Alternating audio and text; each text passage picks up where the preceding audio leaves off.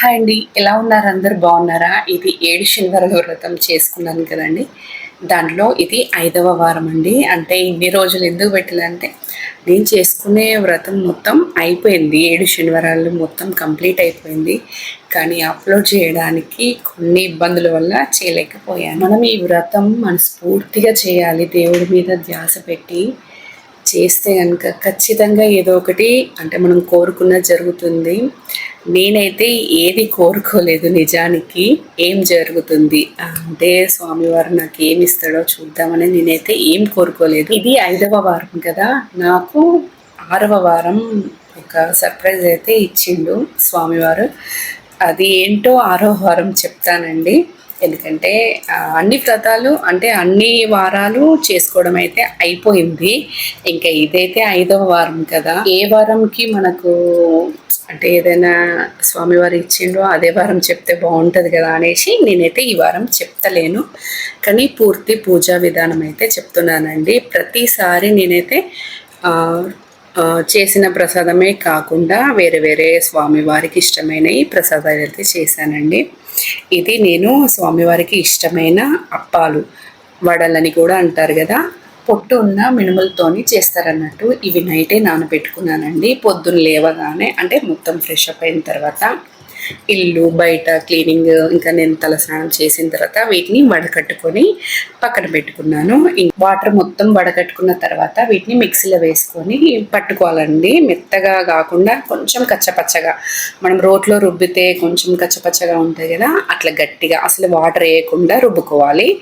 ఇంకా దీంట్లోకి అయితే కారం, పచ్చిమిర్చి, ఉల్లిపాయలు అలాంటివి ఏమీ వేయద్దు. ఒక స్పూన్ మిరియాలు, ఒక స్పూన్ జీలకర్ర, ఒక స్పూన్ సాల్ట్ అంటే ఇంకా రుచికి సరిపడా ఇవన్నీ మెత్తగా రుబ్బుకొని ఇందులో వేసి కలుపుకోవాలి. ఇంకా ఈ అప్పాలు చేసుకోవడానికి అయితే క్లాత్ని తడుపుకొని దానిపైన ముద్దలు ఒత్తుకోవాలి. ఇవి మినుములు కదా, కొంచెం జిగురుగా ఉంటుంది. అందుకని చేయిని తడుపుకుంటూ ఒత్తుకోవాలి. అంటే అంటుకోకుండా మంచిగా షేప్ వస్తుంది అన్నట్టు అప్పాలు. నిజంగా అండి, కోరుకుంటేనే ఇస్తాడేమో ఆ భగవంతుడు అని అనుకుంటాం. కానీ కోరుకోకపోయినా కూడా ఈ వ్రతం చేసుకుంటే మనకేం కావాలో అది ఇస్తాడని తెలిసిపోయింది నాకైతే. ఇది చూడండి, బూరెలాగా ఉబ్బింది కదా. కొంచెం మందంగా ఒత్తుకుంటే ఉబ్బుతుంది అన్నట్టు బూరెలాగా. పల్చగా ఒత్తుకుంటే ఇట్లా మన చెక్కలు, మన కారబిల్లలు ఉంటాయి కదా, అట్లా సాఫ్ట్గా వస్తాయి అన్నట్టు. అయితే ఒకటైతే నేను అట్లా బూరెలా ఉబ్బడానికి కొంచెం మందంగా చేసిన, అది ఉబ్బింది. ఇంకా తర్వాత గట్టిగా పలచగా చేశాను అన్నట్టు, అది ఉబ్బలేదు. నిజంగా ఎంత బాగుంటాయి అంటే ఈ వడలు, అప్పాలు. తిరుమలలో కూడా అమ్ముతారు కదా, లడ్డు ప్రసాదం అమ్మే దగ్గరనే ఇవి కూడా అమ్ముతారు. ఒక్కొక్కటి ఇంత పెద్దగా ఉంటాయి కదా, అందుకే నేను కూడా పెద్ద పెద్దగా చేశాను. మొత్తం 8 చేసిన స్వామివారికి. ఇంకా మా వాళ్ళు లేవక ముందుకే నేను అన్నీ కంప్లీట్ చేసుకోవాలనేసి ఇంకా మొత్తం క్లీనింగ్, ఇవి ప్రసాదాలు చేయడము అన్నీ అయిపోయినాయి. చూడడానికి చిన్నగానే అనిపిస్తుంది పని, కానీ చేస్తా అంటే అసలు ఓడవదు పని. అంటే ఒక్కదాన్ని కదా చేసుకోవడము. మన ఛానల్ని ఫస్ట్ టైం చూస్తుంటే కనుక తప్పకుండా సబ్స్క్రైబ్ చేసుకోండి. వీడియో నచ్చితే లైక్ చేయడం అయితే మర్చిపోకండి. నేను చెప్పాను కదా ఫస్ట్ వ్రతం అప్పుడు, అంటే నా మొదటి వారం 7 శనివారాల వ్రతం చేసుకున్నప్పుడు వీడియోలో చెప్పాను కదా. అంటే ఫస్ట్ అయితే మా అక్క చేసుకుంది. ఆమె చేసుకుంటే చూసి ఇంకా మా అక్కకైతే 2 సార్లు కోరికలు నెరవేరినాయంట. ఇంకా అది చూసి నేను కూడా చేసుకున్నాను. ఇక్కడైతే ఫస్ట్ పీటని మంచిగా శుభ్రం చేసుకొని అంటే కడిగి ముగ్గు పెట్టుకున్న, దానిపైన రెడ్ క్లాత్ వేసి ఇంకా దానిపైన అయితే బియ్యం పోసాను. ఆ బియ్యం పైన ఇంకా స్వామివారు పెట్టే పటం కింద ఒక తమలపాకు వేసి దానిపైన పసుపు, కుంకుమ, గంధము, అక్షంతలు వేసి స్వామివారి ఫోటో అయితే పెట్టాను. స్వామివారికి ఏం పెట్టినా పెట్టకున్నా తులసి దళాలు అయితే కంపల్సరీ పెట్టాలండి. తులసీలు ఇంకా చాలా దొరికితే మాత్రం ఇట్లా మాలలాగా కట్టి వేయండి. ఒకవేళ మీకు దొరకకపోతే ఒక 2 రెక్కలైనా పెట్టాలండి ఖచ్చితంగా. ఇంకా పువ్వులు అంటే ఇష్టము.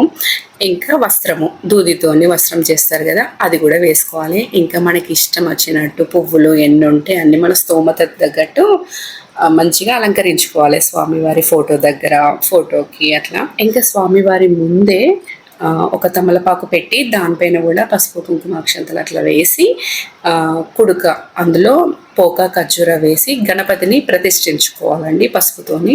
ఆ గణపతిని కూడా పెట్టి పసుపు కుంకుమ అక్షంతలు అట్లా వేయాలి. ఇంకా అటుపక్కన ఇటుపక్కన ఇవి చూసారా, దీంట్లో ఒక దాంట్లో పాలు, ఒక దాంట్లో పానకము, ఈ వీటిలలో కూడా తులసి దళాలు వేయాలి. ఇంకా స్వామివారికి అటుపక్కన ఇటుపక్కన పసుపు కుంకుమలు కూడా పెట్టుకోవాలి. అంతే, ఇంకా ఏం ప్రసాదాలు చేసినా చేయకున్నా పానకము, పాలు, ఇంకా వడపప్పు ఇవైతే ఖచ్చితంగా పెట్టుకోవాలండి. ఈ పీట మీద వేసిన వస్త్రము ప్రతిసారి కొత్తది వేయనవసరం లేదండి. పిండి పక్కన పెట్టుకొని మళ్ళీ అదే యూజ్ చేసుకోవచ్చు. బియ్యం మాత్రం ప్రతిసారి వేరేనే పోయాలి, కొత్తవే పోయాలి. ఎంత జాగ్రత్తగా చేసినా కూడా ఏదో ఒకటి మర్చిపోతామండి. కావాలని అయితే చేస్తలేం కదా, ఏం పర్వాలేదు, ఏం దోషం కూడా ఉండదు. మనం మనస్ఫూర్తిగా దేవుడి మీద మనసు పెట్టి చేస్తే చాలు. ఇంకా కుడకలో మనం గణపతిని పెట్టాం కదా, అక్కడ ఒక అరటిపండు పెట్టి, అంటే పసుపు కుంకుమ అక్షంతలు ఆల్రెడీ చల్లాను, ప్రాణ ప్రతిష్టాపన చేసుకోవాలి. అంటే ధ్యానం సమర్పయామి, ఆవాహయామి అనుకొని అక్షంతలు పూలు వేసి నమస్కరించుకోవాలి. ఆ తర్వాత ఈ 7 శనివారాల వ్రతానికి ముఖ్యమైనది ఈ 7 దీపాలండి. ఇవి చలివిడి దీపాలు. స్వామివారికి ఎంతో ఇష్టమైన ఈ చలివిడి దీపాలను అయితే పెట్టాలి. ఈ చలివిడి దీపాల కోసము ఇంట్లో ఏదన్నా బియ్యం పిండి ఉంటే అది వాడద్దండి.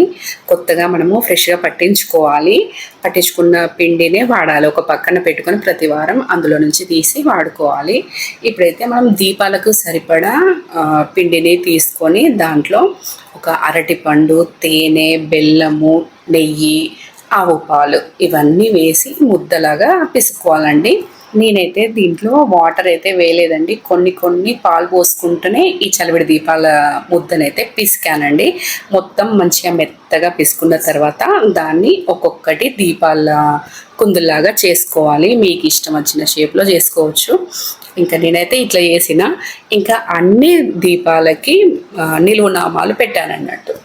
అంటే గంధం ఇట్లా నిలువునామం లాగా పెట్టి మధ్యలో కుంకుమతో పెట్టానన్నట్టు. స్వామివారి నామాలు అన్నిటికీ స్వామివారి నిలువునామాలే పెట్టాను. ప్రసాదాలు పెట్టిన గిన్నెలకి, ఇంకా కలశానికి, ఆఖరికి కొబ్బరికాయకి కూడా నేను నిలువునామాలే పెట్టాను. ఈ చలివిడి దీపాలని పడేయకుండా నెక్స్ట్ డే రోజు ఆవులకైనా పెట్టచ్చు, లేకపోతే దగ్గరలో ఏదైనా చెరువులు అట్లాంటివి ఉన్నా కూడా అందులో వేయచ్చండి. ఎక్కడ పడితే అక్కడ పడేయద్దు. ఇంకా ఈ ముడుపు మనము మొదటి వారం మొక్కుకొని స్వామివారి పాదాల దగ్గర పెడతాం కదా, ప్రతి వారం కూడా ఈ ముడుపు మళ్ళీ స్వామివారి పాదాల దగ్గర పెట్టే మనం పూజ చేసుకోవాలన్నట్టు. ఇంకా మీకు ఈ పూజ విధానం అర్థం కాకపోతే మొదటి వారంలో నేను క్లుప్తంగా చెప్పానండి, ఇంకా వివరంగా ప్రతిదీ. అది చూడని వాళ్ళు ఉంటే చూడండి. అంటే నేను మర్చిపోయి ఏదైనా విషయం చెప్పకపోతే, మీకు ఏమైనా డౌట్స్ ఉంటే అందులో చూడండి, A to Z ఉంది. ఇంకా స్వామివారి ముందే 7 తమలపాకులు పెట్టుకోవాలి. వాటిపైన గంధం బొట్లు పెట్టి దానిపైన కుంకుమ కూడా పెట్టి అక్షంతలు చల్లి ఈ మనం తయారు చేసుకున్న 7 దీపాలు, చలివిడి దీపాలు ఒక్కొక్కటి పెట్టుకొని దాంట్లో నెయ్యి వేసుకోవాలండి. వత్తులు 7 ఒత్తులు అయితే నేను పెట్టాను. ఒక్కొక్క దాంట్లో 7 ఒత్తులు. నెయ్యే వేసుకోవాలని ఏం లేదు, నువ్వుల నూనె అయినా కూడా వేసుకోవచ్చండి. నేనైతే నెయ్యి వేస్తున్నాను. ఇంకా దీంట్లో వత్తులు వెలిగించడానికి కర్పూరము నలిపి కొస్సలకి రుద్దానండి. అట్లయితే తొందరగా అంటుకుంటుంది కదా మనం దీపాలు వెలిగించినప్పుడు, లేకపోతే అది తొందరగా అంటుకోదు. ఇంకా ఒక్కొక్క దీపం దగ్గర ఒక్కొక్క పువ్వు పెట్టి ఇంకా పసుపు కుంకుమ అక్షంతలు కూడా వేసుకోవాలి. ఇంకా ఆ ముడుపు ఏం చేయాలని అందరికీ డౌట్ వస్తుంది. ఆ ముడుపు ఏం చేయాలంటే 7 శనివారాల వ్రతము 7 వారాలు అయిపోయిన తర్వాత 8వ వారం ఉంటుంది కదండి, ఆ రోజైనా వేయచ్చు. లేకపోతే అంటే ఏదైనా దగ్గరలో ఉన్న కృష్ణుని టెంపుల్ అయినా కూడా, వెంకటేశ్వర స్వామి టెంపుల్ అయినా వెళ్ళి అక్కడ హుండీలో వేయచ్చు. లేకపోతే మీరు సంవత్సరం లోపు తిరుపతికి వెళ్ళేది ఒకవేళ ఉంటే అప్పుడైనా కూడా తిరుపతికి వెళ్ళినప్పుడు అక్కడ హుండీలో వేయచ్చు. ఇంకా ఈ పీట మీద ఉన్న బియ్యం కూడా అంతేనండి. అవి ప్రతిసారి కొత్తవే వాడాలి కదా, అవి ప్రతిసారి ఒకవేళ ప్రసాదం చేసైనా అందరికీ పంచచ్చు, లేకపోతే ఆఖరికి లాస్ట్ వారమైనా కూడా అన్ని వారాల బియ్యం కలిపి ప్రసాదం చేసి పంచచ్చు. లేకపోతే అంత ఎందుకు పాడైపోతే అది ఇదని అనుకుంటే మాత్రం అవి ఆవుకైనా తీసుకెళ్ళి వేయచ్చు, కానీ పాడేయకండి. ఇంకా పువ్వులు కూడా అంతే, అన్నీ ఒక పక్కన పెట్టుకొని చెరువులో వేసేయండి వీలైనప్పుడు. ఇంకా మంత్రాలు చదవాలి. అంటే మంత్రాలు చదవాలి అనుకుంటే బుక్‌లో చూసుకుంటూ చదువుకోవచ్చు. లేకపోతే ఫోన్‌లో అయినా పెట్టుకొని వింటూ కూడా పూజ చేసుకోవచ్చు.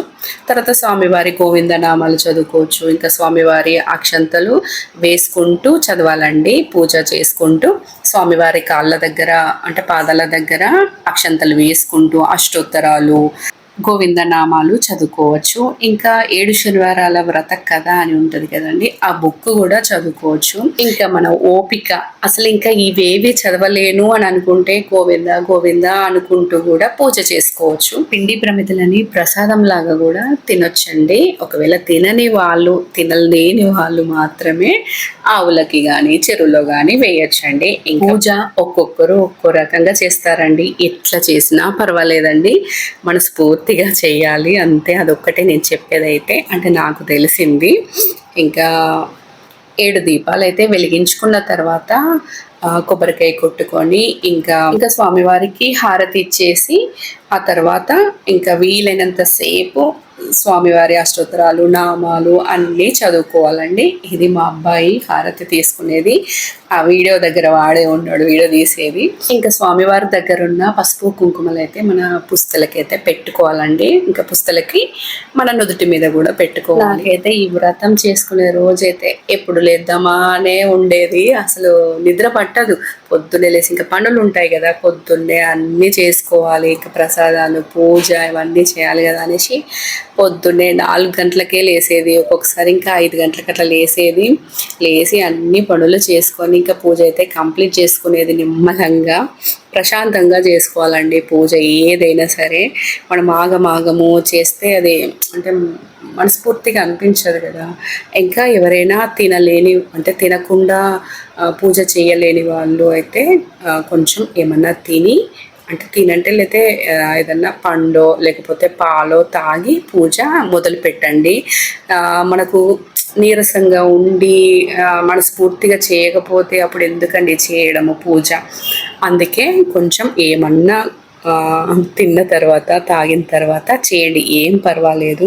మనం కష్టపడుతూ చేయాలని అయితే అనుకోడు కదా దేవుడు. ఖచ్చితంగా తినకుండానే చేస్తా అని అనుకుంటే బీపీ లో అవ్వడం అట్లాంటివి అవుతాయి కదా. కొంచెం అంటే మన హెల్త్ గురించి మనకు తెలిసి ఉంటుంది కదా. ఓకే నేను ఉండగలను అనుకునే వాళ్ళైతే పర్లేదండి, ఏం తినకుండా చేయండి.